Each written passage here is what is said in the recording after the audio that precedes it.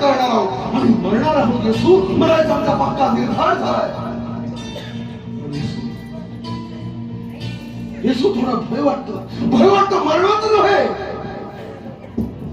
भय वाटतं या कातडीचं, भय वाटतं रक्त मांसाचं.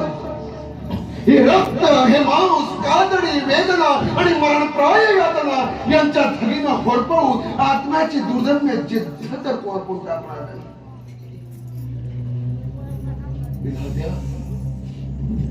विधात्या रक्त मांस कातडीपेक्षा माणूस नुसत्या तरल वायवी वैदेही आत्म्याच्या रूपानं अवतरतात आणि वावरतात. ही दुनिया किती समृद्ध, किती समर्थ, किती सुंदर झाली असती,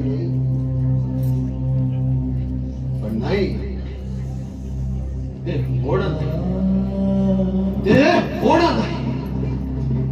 विधात्यानं भोळ्या भाबड्या मातेच्या मायेनं माणसाच्या आत्म्याला रक्त मांस कातडीचे गोजीवाणे अंगडे टोपडे चढवले, पण या माणसाच्या दुनियेत हे अंगडे टोपडे उरबाडून फाडून रक्त बंबाळ करून एक माणूस दुसऱ्या माणसाला शरण आणण्याची आज करे,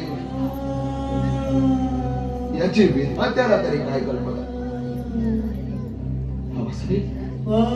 बाबासाहेब वंसल्याच्या भेटीला जात असतावेळी हेच विचार तुमच्या मनात घोळत होते का?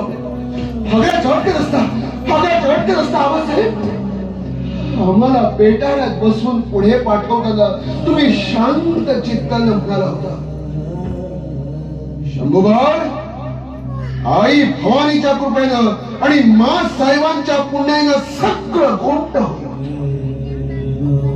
पण विपरीतच घडायचं असेल तर खबरदार, मनाची तयारी ठेवा. या औरंगजेबानं कैद झालेल्या आपल्या थोरल्या भावा समक्ष दारा शिको समोर त्याच्या लाडक्या पुत्राची गर्दन उडवली होती.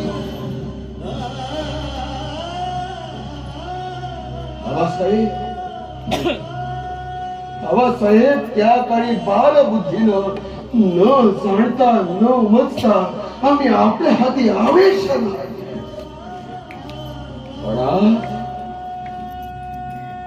आज समजून उमजून शांत चित्तानं आपल्या हाती हात देऊन सांगतो, बाबासाहेब, औरंगजेबा समोर लाचारीनं लोळत सरपडत आम्ही कदापि शरण जाणार नाही. अरे रक्त मांस कातडीची जिद्द दाखवू करून औरंगजेब या 3.5 हात देहाचे कोणकोणते हाल करेल.